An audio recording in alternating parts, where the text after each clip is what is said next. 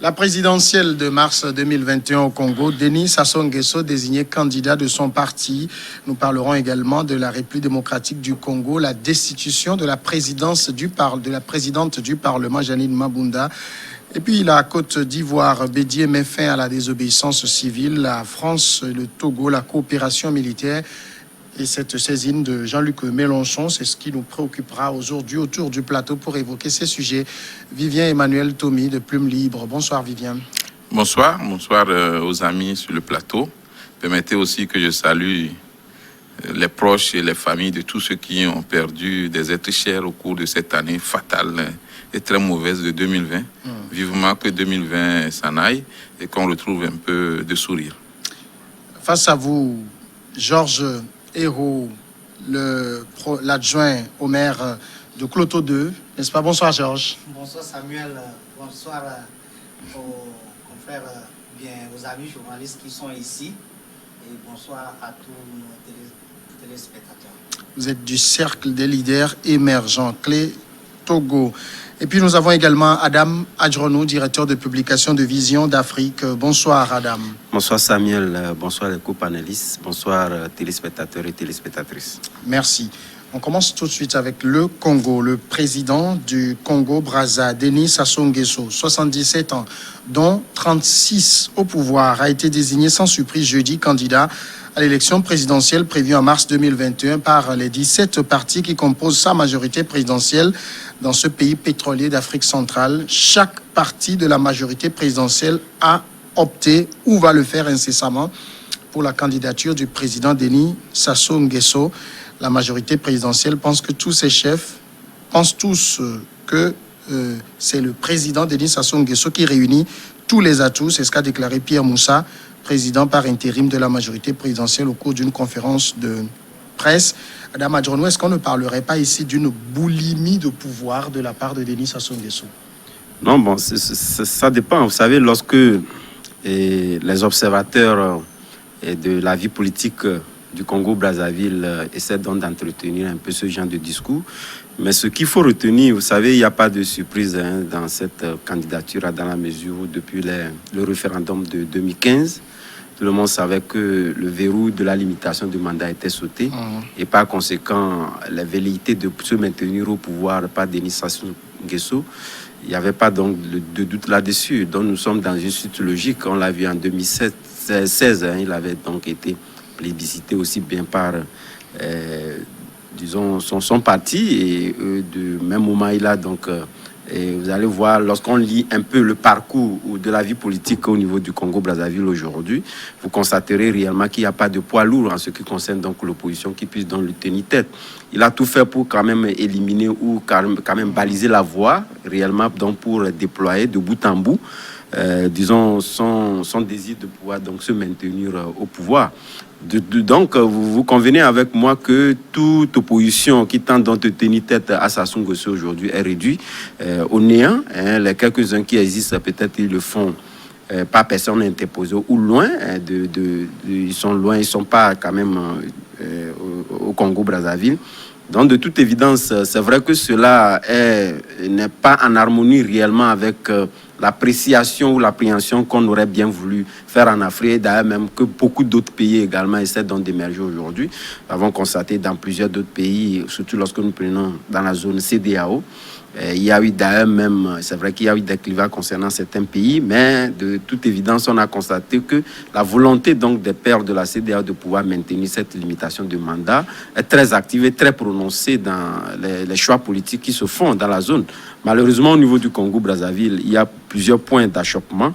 Et l'un de ces points d'achoppement est le Congo-Brazzaville et certains d'autres d'ailleurs, mais beaucoup de pays, parce que quand on cite certains pays qui sont assez clivants ou qui maintiennent cette rigidité en ce qui concerne la limitation du mandat, vous les trouverez la plupart du temps au niveau de l'Afrique centrale. Et ce n'est pas la même chose. Je pense qu'il faudrait réellement... Malheureusement, nous n'avons pas... lorsque nous prenons à l'échelle continentale, l'Union africaine n'entend pas jusqu'à aujourd'hui parler de cette limitation de mandat parce que les gens font aussi intervenir cette souveraineté, étant donné que nous sommes dans cette logique-là. Et puis, la plupart étant également, on essaie donc de maintenir le regard sur le fait que ce sont des pays riches, des pays pétroliers. Aujourd'hui, avec la chute du coût du baril, les gens ont commencé par faire une marche en arrêt, constatant réellement que les appréciations du passé ne sauraient aussi maintenir le rythme jusqu'au jour d'aujourd'hui. Alors, Georges Hérault, ce que dit Adam, c'est que Denis Sassou Nguesso a réussi à, j'allais dire, se débarrasser de tout ce qui est véritable opposition. Son véritable challenger, l'ancien ministre de la Défense, Jean-Marie Michel Mokoko, a été emprisonné pendant plusieurs années, libéré à la faveur du coronavirus.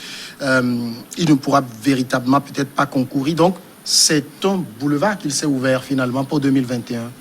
Effectivement, c'est un boulevard. Vous savez, quand nous disons la démocratie, c'est aussi le jeu de la majorité. Que peut-être, vous savez, si la majorité n'a pas raison, est-il que ce qu'il décide met la minorité à s'aligner sur ce que la majorité a décidé. Donc, moi, je ne pense pas qu'aujourd'hui, on va faire un débat autour de sa candidature à l'élection 2021.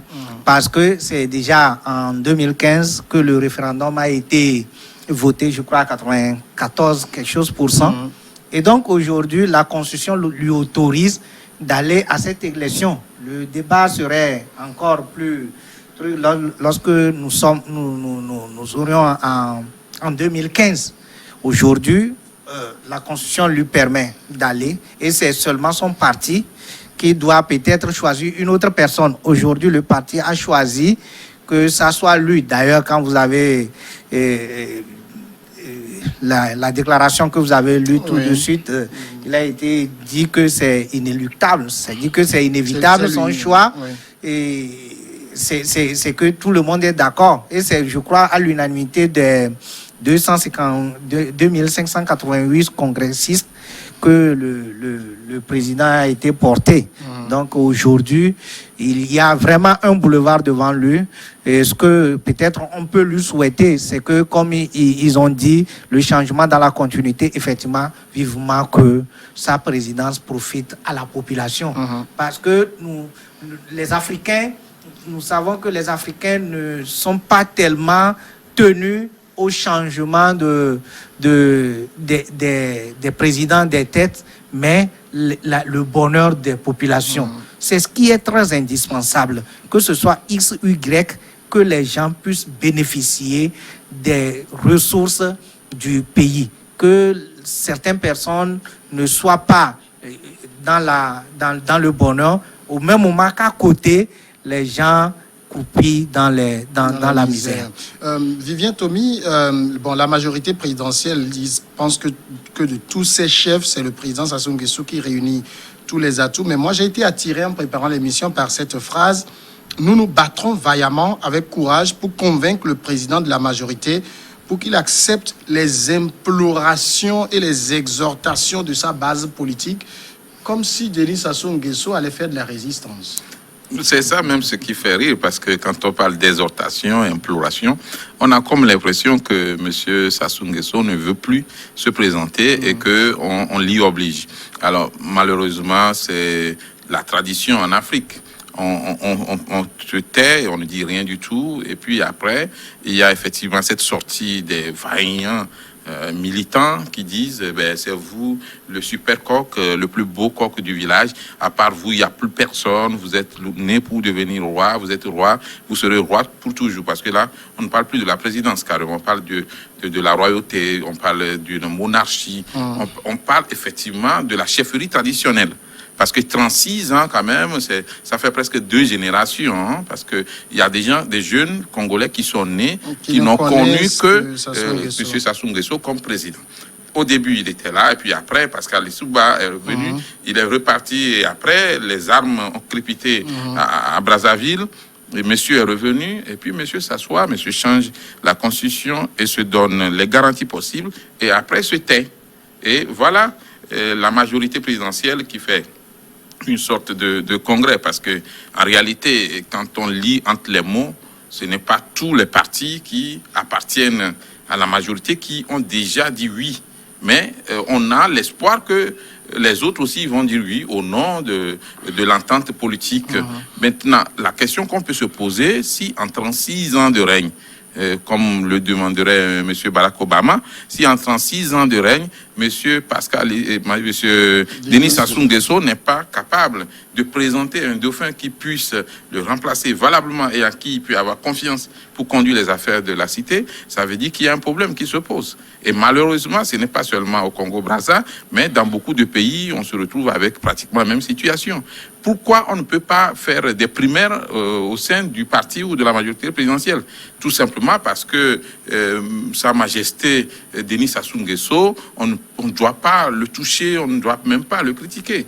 Et aujourd'hui, le peuple congolais a face à ce dilemme. Il n'y a même pas d'opposition capable de l'affronter dans les urnes. Ça veut dire que si M. Sassou Nguesso dit oui, pratiquement, on doit s'attendre à un pourcentage de 94, voire plus, peut-être aux élections, ou plus de 80% pour lui, parce que s'il y a un opposant qui puisse l'affronter et peut-être changer les donnes, on peut peut-être croire à un semblant d'alternance.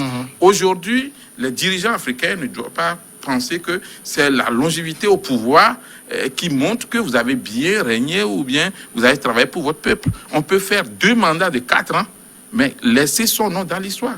Monsieur Mandela n'a pas fait autant de mandats, mais aujourd'hui, on continue pas à parler de lui. Il était près d'un autre mandat. Mais il a dit, j'y renonce parce que je ne suis pas le seul. D'autres peuvent conduire. Et heureusement pour lui, parce qu'il est rentré dans l'histoire comme ce président-là qui n'a pas été gourmand. Vous avez parlé tout à l'heure de Moulimi. Il n'a pas été gourmand. Il a su travailler pour la paix. Il a su travailler pour l'entente et pour le développement de son pays. Aujourd'hui, Sassou Nguesso peut se reposer. Mais est-ce qu'il va dire non? Je n'ai jamais vu ça pour le moment. Ce que font en tout cas les partis de la majorité présidentielle, ça n'étonne pas. Maintenant, quand on regarde dans le fond, 36 ans de pouvoir, quand on regarde le Congo-Brazza d'aujourd'hui, on n'a pas l'impression que Sassou Nguesso a fait un miracle. Hein? Non, mais il faut relativiser, c'est vrai, et ça, ce n'est qu'une vue de l'esprit, parce que c'est peut-être la réalité, la pauvreté, elle est très présente au niveau du Brazza. Oui, mais on sait. Pour un pays pétrolier. De toutes les façons. Un pays pétrolier, surtout. Oui, je suis d'accord, mais de toutes les façons, ce qu'il faut aussi et puis, un pays extrêmement endetté. Vous vous rappelez, oui, ils ont même sûr. Menti sur leur niveau d'endettement et récemment, ils ont dû corriger. Ça a interpellé le FMI. Il est là depuis 36 ans. L'argent du pays pétrolier, on ne sait pas où ça passe et monsieur se représente autant de fois qu'il veut. De toutes les façons, tout ça là, ça a des disparités en Afrique. Je pense que vous aurez trouvé quand même la même chose ailleurs. Mais ce qu'il faut faire remarquer, c'est que lorsqu'on prend les partis, la gestion des partis politiques dans leur ensemble, je pense que si nous avions des partis qui sont assez rigides, c'est vrai que d'autres... on peut prendre d'autres alternatives qui puissent réellement l'expliquer. Mais ici, moi, j'estime que si Sassou Nguesso, vous avez parlé de primaire, etc., si on n'arrive pas aujourd'hui à le faire, quelque part, ça vous a dit quelque part, on a eu un parti politique assez organisé. Ce n'est pas quand même les SERA ou les autres partis politiques qui vont édicter les lignes de conduite d'un autre parti. Je pense qu'à partir du moment où le pays, la gestion du pays... On peut être un parti organisé, mais organiser oui, la gestion du parti, bien du pays ne souffre pas. Selon eux, sinon, je sais qu'il y a des partis politiques, quoi qu'il en soit, Sassou Nguesso, et c'est un président tout puissant, il maintient les leviers, il a tous les leviers de gouvernance en main, personne ne lui tient tête. Il tient les opposants par les couilles. Oui, il ne lui tient tête au niveau du Congo-Brazzaville, mais tout ceci dépend réellement de l'organisation du parti politique qui dirige. Donc ceci étant, il n'y a pas de contestation au niveau même de l'organisation. Donc ça dépend du parti politique d'estimer qu'aujourd'hui, nous ne voulons plus que Sassou Nguesso soit au pouvoir. Mais nous savions également que ce sont des variables politiques, la manière dont le numéro 1 essaie donc de pouvoir maintenir les câbles qui font que les autres... Parce qu'aujourd'hui, il est très difficile quand même que, quel que soit le poids politique que vous avez au niveau du parti, je crois, PCT, il vous serait difficile de pouvoir quand même sortir de l'ornière, de pouvoir donc pour imposer autre ligne de conduite qu'à ce que les autres partis. Et ça aussi, ça dépend également, parce que lorsque vous prenez le Congo-Brazzaville, outre la politique, il est difficile de pouvoir voir un homme d'affaires émerger. Donc le pays n'a pas donc un regard de pouvoir faire émerger des hommes d'affaires qui puisse réellement incarner autre chose. Donc, toute la lignée, la jeunesse, tout, savent qu'aujourd'hui, pour devenir riche, pour avoir de grands pots, il faut forcément passer par la politique. Et ceci font que nous avons toujours des partis politiques. En même temps, Georges, si on est très sûr, hein, quand on me dit que la majorité présidentielle pense que de tous ses chefs, c'est le président Nguesso qui réunit tous les atouts, si on est très sûr que Sassou Nguesso dirige très bien le Congo-Brazza, bah, qu'on laisse l'opposition s'exprimer et qu'on aille à des élections régulières. Bon, c'est évidemment ce que l'opposition doit mettre les moyens pour avoir les élections transparentes avec les conditions bien réunies. Puisqu'aujourd'hui, je ne sais pas, vous savez, même aux États-Unis, l'autre fois, l'élection a été contestée. Le Ghana à côté ici, l'élection est contestée. Donc, ça devient... Bon, en fait, c'est des droits constitutionnels que les gens expriment comme ça. Donc, on ne saura pas dire si en 2021 l'élection est contestée. Cela veut dire que Sassou Nguesso a effectivement fraudé. Oui, mais donc, il ne s'agit pas simplement de contestation, mais de laisser des ouvertures à l'opposition pour qu'elle s'exprime. J'ai parlé ici de celui qui peut incarner cette opposition, Jean-Marie Mokoko, le général qui a été emprisonné, qui a subi tous les torts. On ne laisse même pas l'opposition s'exprimer. En fait, nous n'allons pas mettre les deux, c'est parce que nous parlons de la justice avec la personne qui est emprisonnée et nous parlons des élections. En fait, nous n'avons pas cette tradition de concurrence libre au niveau des élections, effectivement en Afrique, parce que vous savez, nous sommes une jeune démocratie, que ce soit au Congo, que ce soit à côté avec ce qui se passe en RDC, Congo. Vous savez, aujourd'hui, le président, peut-être, parce qu'il a envie de diriger pendant longtemps, comme vous soulignez, qu'il ne voulait pas laisser le général libre pour avoir une opposition aussi qui va le bousculer. Mais à côté, vous devez savoir aussi que peut-être ce qu'il a amené là-bas, je ne sais pas si c'est des affaires politiques, puisque je ne maîtrise pas son dossier. C'est venu de la crise d'après les élections de 2015. Ah, d'accord. Donc, je ne maîtrise 2016, je ne maîtrise pas tellement son dossier. Mais ce que je sais, c'est qu'aujourd'hui, il faudrait que les oppositions s'organisent d'une autre manière. Puisque une personne ne peut pas incarner l'opposition tout entière d'un pays. Si on ne le laissait pas, ça veut dire qu'il n'y a pas d'autres personnes. C'est ce qui se passe ailleurs. C'est que l'opposition se résume à une seule personne. Et quand la personne est incarcérée ou bien la personne est en exil, la personne n'est pas au pays, c'est fini. Donc, il faudrait que les oppositions s'organisent mieux et d'autres stratégies pour pouvoir arriver à l'alternance. Notre première pause maintenant et puis on va revenir continuer.